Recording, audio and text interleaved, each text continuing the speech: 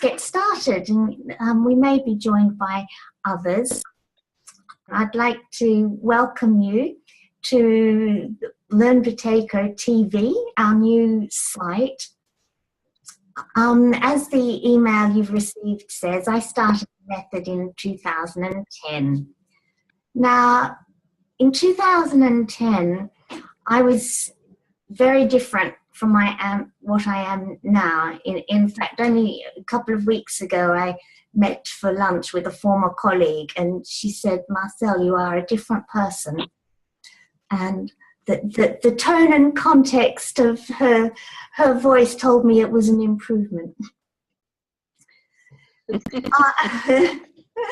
I hate to think what I was like, but it's funny actually. I even have to write lists and refer to old lists of what my symptoms were.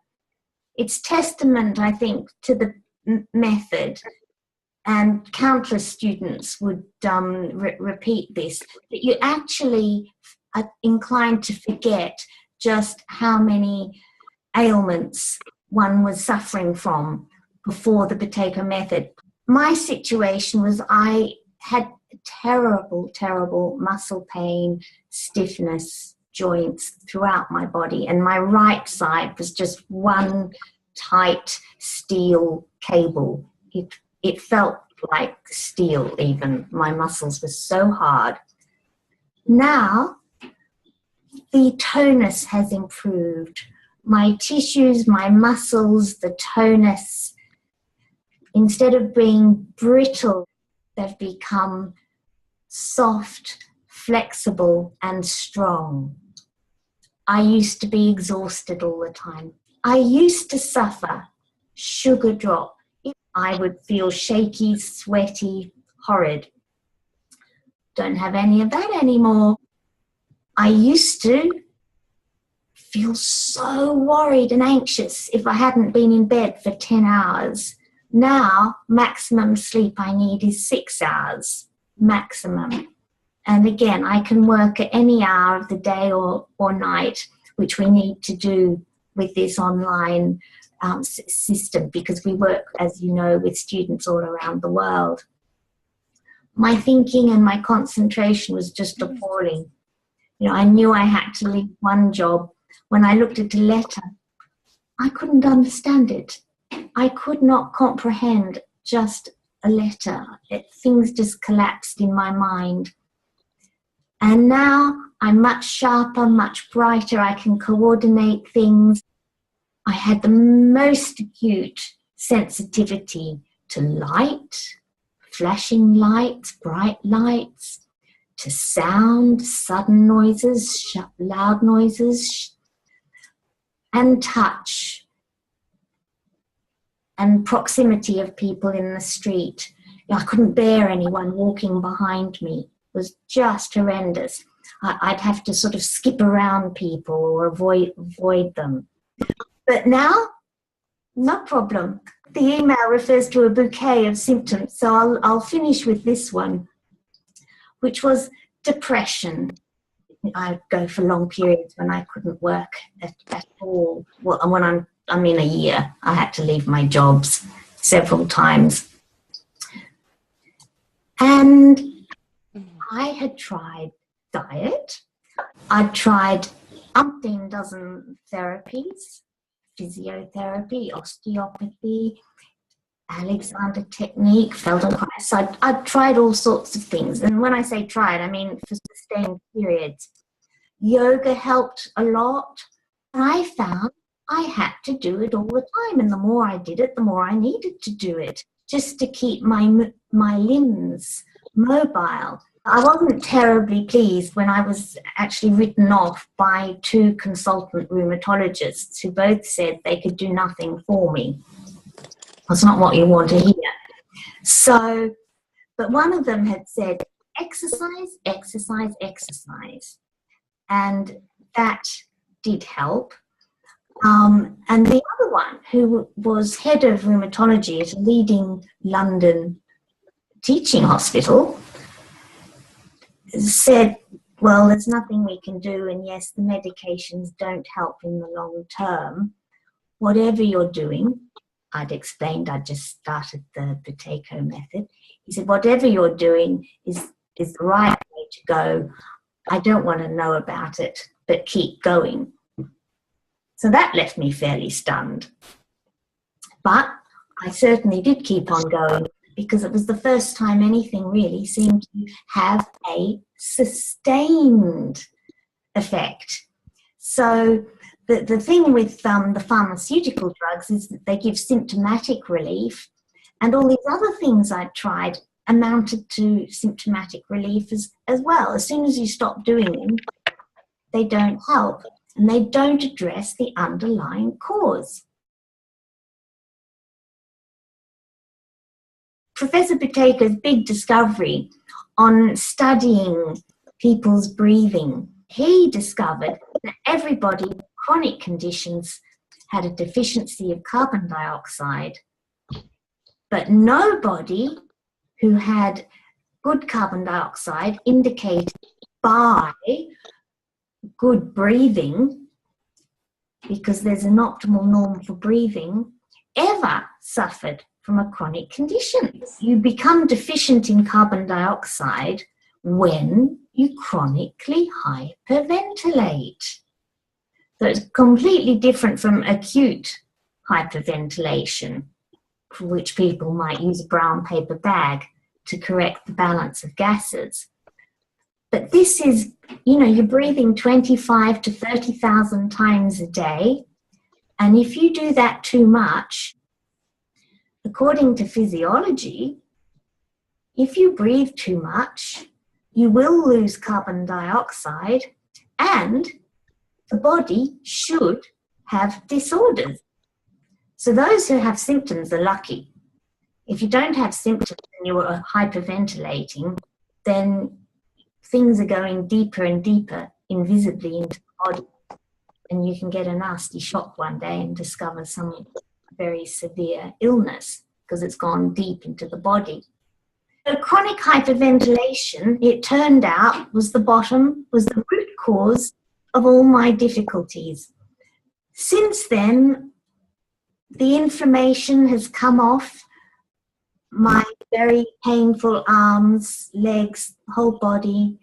My musculoskeletal system, I had crooked toes, they've gone straight. Now, podiatrists told me that I would always have those, the hammer toes and things, that they'd just get worse and I'd have to have an operation.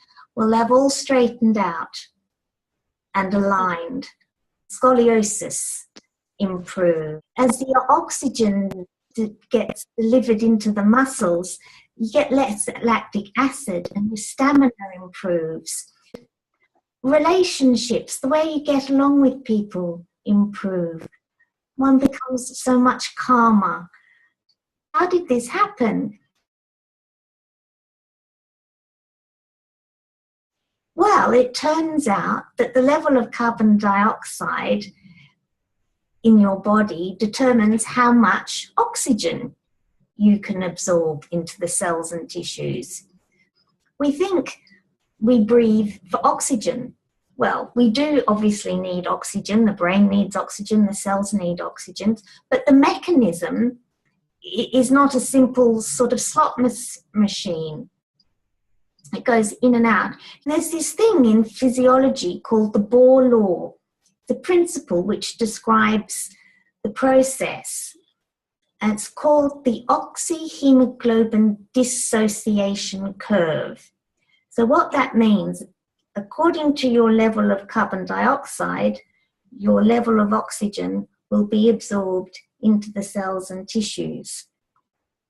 While we think we're breathing for oxygen, there's plenty of oxygen in the air, but it's getting it off the blood into the cells and tissues. And if you don't have enough carbon dioxide, your oxygen stays on the hemoglobin. For the purposes of simplicity, we just describe carbon dioxide's role in the body, because that's the base gas, the foundation of it all. But there's a shunt mechanism where it becomes dissolved carbonic acid, carbonate, bicarbonate, and carbamates. So it has those different forms within the body, but just for simplicity, we refer to it as the carbon dioxide level. The bronchus and heart, blood vessels, the gut, the aperture of all vessels is determined by your level of carbon dioxide. So, you know, if you've had a history of constipation, that disappears. I used to get terrible headaches and occasional migraines. That doesn't happen because the brain vessels dilate, and you learn with the Buteyko method how to treat your symptoms.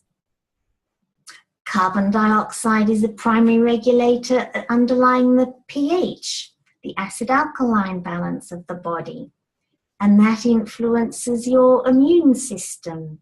So it will deal with allergies, skin allergies, hay fever, etc. And very importantly, it creates the environment of the organs so that all the organs can function optimally. The rate of synapsing between the brain and nerve cells is regulated and influenced by the level of carbon dioxide in the body. So you become more logical. Now, the thing with brain and thinking eats a lot of carbon dioxide. So if you're deficient in carbon dioxide, it's cheaper for the body's reserves to make you just react emotionally. You need more carbon dioxide in your body to be able to use your brain and think your way through problems. Hormonal balances are regulated by the level of carbon dioxide in your body. So whether it's thyroxine or insulin, all the hormones are influenced by the carbon dioxide level. As the immune system is boosted and becomes more active and optimal, what does it do? It finds all those nasty bugs, infections, toxins, toxicities from your past, things you might not even have known about when you were a baby, some earache you had, or tooth infections. The body will find those at certain levels of carbon dioxide. Every disorder is located, and toxins are located, and the body will then, with a boosted immune system, start discharging them. And that, unfortunately, is unpleasant. But so are the symptoms that one presents with in the beginning. There just isn't another way. The body has to cleanse and get rid of them. But again, the method provides a way to deal with them, to deal with cleansing, so that you don't have to suffer more unnecessarily. But it is unpleasant, and people do need to be prepared to go through that. Professor Buteyko, who, having established that all these chronic diseases are related to, caused by, the root cause by deficiency of carbon dioxide, hypothesized that if you increase the level of carbon dioxide, you could reverse the disorder according to physiology, biochemistry, biology, etc. Along the way, he had to disregard pharmaceuticals, devices, tents, because nothing else, none of those things provided sustained long-term results. The thing that has been proven for over 60 years to be effective long-term is his method. Retraining the respiratory center to tolerate more carbon dioxide. That was the critical thing. And the method he developed to do that consists of, firstly, only ever breathing through the nose, never breathing through the mouth, so nasal breathing only, long breath holds, breath holding ability, and learning to breathe shallowly all of the time. And everybody who practices it gets the results.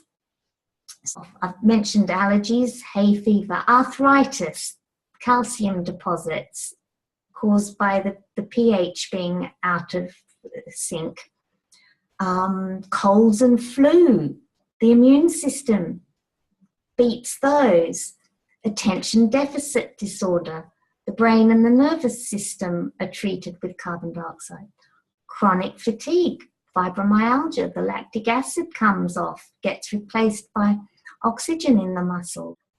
Typically people say, oh, my blood pressure hasn't been this good in years. All the systems are regulated so that if you have high blood pressure or low blood pressure, it doesn't matter. The method normalizes it because the blood vessels will expand and the heart doesn't have to work so hard to deliver oxygen to the cells and tissues. People with emphysema will break the cycle of awful hospitalizations, bronchiectasis people. People with asthma, adults and children, they can reduce the use of their inhalers. Sometimes they don't take anything after the first day of the workshop. That's not unusual. People with COPD who are on oxygen, they reduce it or come off it within days or weeks. Mental conditions, schizophrenia is helped. Insomnia, sleeping disorders in children as well as adults, where you might be overweight or underweight. The method helps because it's about normalization. It's a process of normalizing all the body's systems and physiology. And it's wonderful because you get a sense of real appetite. And in fact, the less you want to eat, the more taste you have. My mother in her late 80s regained her sense of smell. Panic attacks, palpitations, they can be treated by increasing carbon dioxide. Stress. Carbon dioxide is nature's sedative. And I've talked already about how it helps the brain function more logically. Poor concentration, autoimmune disorders, MS and lupus. Very serious, deep disorders to the body.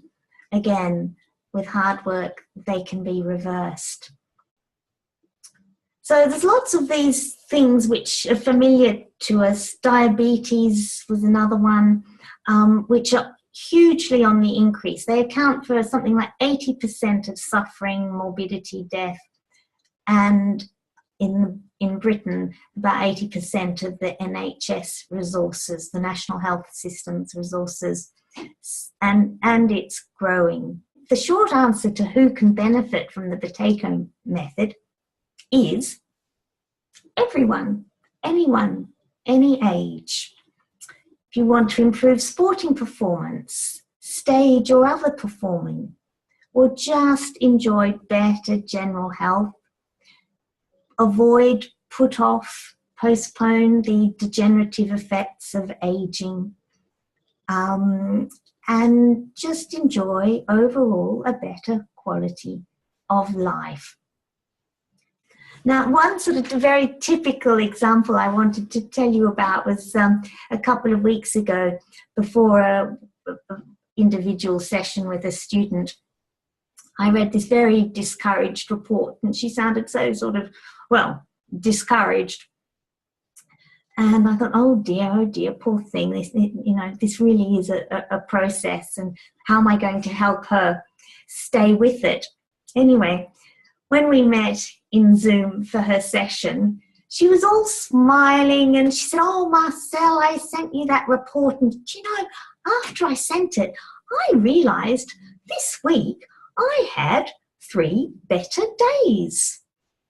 And not only that, she said, I'm not on the couch all the time anymore. She's out playing basketball with her 6-year-old grandson. It's typical of the signs of improvement one sees, but it's also typical that people can get blind to the benefits.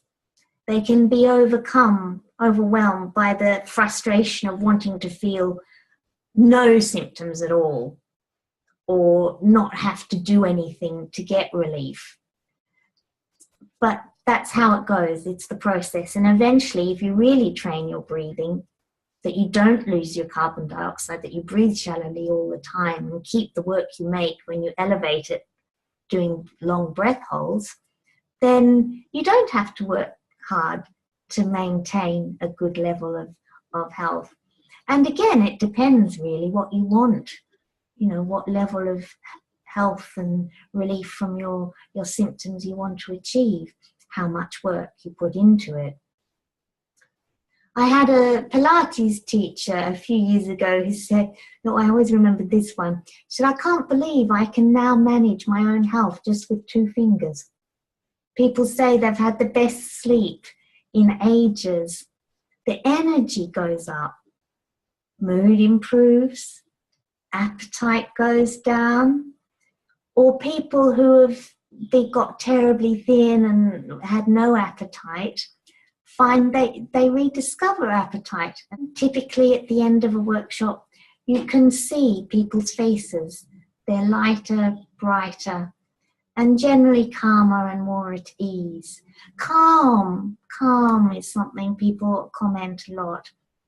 Even children will talk about feeling calmer after a practice.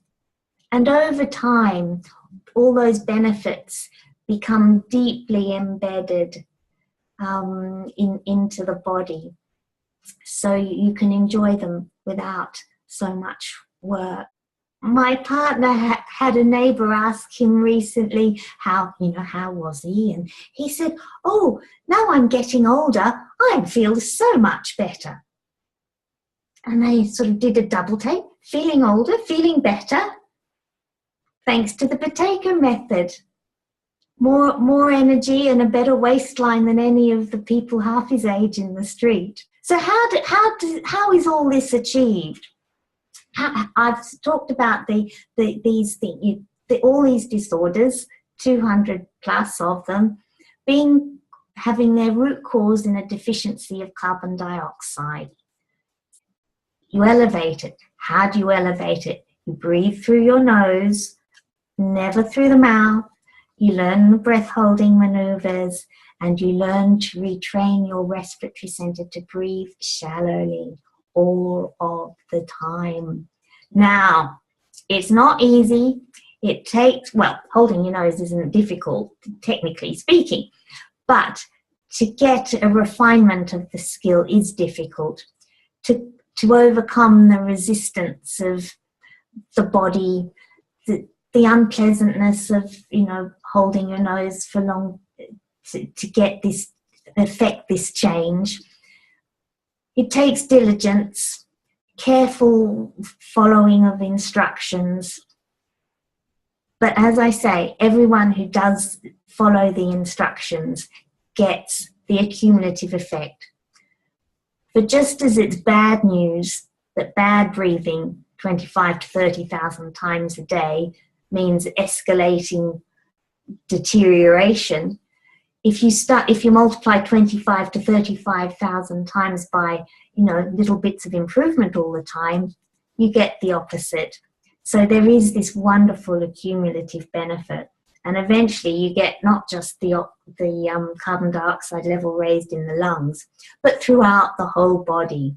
All the cells in the body are respiring, the respiration of cellular respiration. So then you build a reservoir, and then you're protected from traumas. And you're also, if your control pause is high enough, protected against acquiring other conditions. You'll probably always have to practice to a certain level if you've had a serious disorder just to maintain that level, but you won't get anything new. So the first aim, when learning those basic skills in a beginner's workshop, students are able to treat their symptoms, to get some relief. Maybe not as much as they want immediately, but as their capacity to breath hold improves, so does their ability to treat their symptoms. And within 15 minutes, Professor Buteyko said, any good student could take off their symptoms. So the good news is you can reduce the frequency and the severity of these symptoms. Eventually, you reverse the disorder, you can attain tissue repair, and all the body's metabolisms normalize so that everything, the whole body, starts to function better. You've got your own anti-inflammatory, your own vessel dilator, your own painkiller, and your own sedative. You can make it. You can take responsibility for your health. You can attain, you can move towards optimal health. Once you get to a certain level, when a control pause of 25, Professor Buteyko recommended physical exercise. Vladimir Sukhanozov does intermediate training to help you with physical exercise, and also just integrate it into the practice into your daily life. And then the other big aspect is the role of the mind, the relationship between the mind and your breathing. Christopher Drake offers an advanced course to work with the mind, to improve your breathing that way. As your carbon dioxide goes up, everything becomes easier. Shallow breathing becomes easier. Treating your symptoms becomes easier. Life seems easier. And it's easier to make carbon dioxide, so you get into this good cycle. Only marred temporarily, I must add, by the experience of discharging all those nasty toxins and diseases that have been in the body. Nerves have to realign themselves. It can be very difficult for people. Professor Buteyko's recommendation was that everybody work under a qualified practitioner to get the best results, because otherwise you can be like this student I saw a couple of weeks ago and just you forget actually what the benefits are and how much people have improved in the moment of, some old thing firing. But, Professor Buteyko used to say was, if you've got some old symptom coming out, that's great. Well done. You've done a good job. Because if you hadn't done enough work to get your carbon dioxide up, your body wouldn't be strong enough to discharge it. So it is temporary. I will open up the microphones now. Because it seems to me the way you've explained Buteyko is that we become more efficient in the way we breathe, right? The ratio between oxygen. So if we're more efficient, we become less wasteful. If we're less wasteful, we conserve more energy. So if we conserve more energy, we can expand our lifespan logically. Well, what it will do is defer the effects of degeneration. It defers degeneration by making the body healthier, fitter, etc., optimizing all the body's mechanisms. But it's not, and Professor Buteyko himself, everybody, he would have expected, if he hadn't corrected his problems, to have been dead before, I think, 35. And various people have lived decades longer than they would have expected to without it. But really, the method is more concerned with quality of life necessarily than longevity. Your absorption of minerals, nutrients, vitamins, etc., is dependent on your level of carbon dioxide. If you don't have enough carbon dioxide, you can put all the vitamins and supplements, nutrition into your body that you want. The body doesn't know how to deal with it. So you need less because it metabolizes food more efficiently. And wanting, as people become calmer and everything's better regulated, there's less wanting and less what Professor Buteyko described as greed. People who practice the method find themselves just wanting less, not just less food, less sleep, less breath, but less stuff. So this year, I'd never had illness or asthma or anything before, but this year, following a rather bad virus that I caught in the last winter at the end of January, it got worse and worse and worse. And then I ended up in hospital and being diagnosed with late onset asthma overlapping with COPD. And then I proceeded to find myself in hospital 5 times, each time having to call the ambulance. And then, and I'm a very fit person. I'm a dancer and a Pilates teacher. But I'd never had any of these kinds of issues. So it was all very shocking. I was stabilized after about 3 weeks.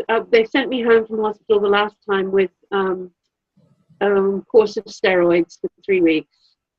And that did stabilize me. Now I'm using inhalers in the morning and the evening. I was getting actually a lot better to the point where I'm able to do a ballet class again. But I too am finding that with the cold weather, I'm going back to where I feel like I can't control my breathing anymore. And it's just with the cold weather in the last couple of weeks. So I'm getting afraid that I'm going to deteriorate again because of the weather. From what I just said, it sounds like Buteyko probably could help me, right? Definitely. Oh, yes. Yes, COPD. Okay. Hugh's question in the chat regarding why would one start to eat less. That question was answered, was it? Or and I missed it, or was it not? Oh, well, you eat less because your body's instincts become optimized. So the body identifies real appetite as opposed to sugar appetite. So that's one aspect. But the other thing is, according to your level of carbon dioxide, the body's better able to absorb nutrients, vitamins, etc. So you don't need as much. It's just about all the metabolisms normalizing. When you have a control pause below 30, you can't really trust your instincts around what to eat and when to eat and how much to eat. But once your control pause gets to 30, you can start to trust it. Before that, you're a bit in the zone of an addict, sort of being addicted to overbreathing, overeating, and oversleeping. The body's poisoned. Well, thank you. Good luck with your practice, and we'll hope to see you again soon. Good night. Good day.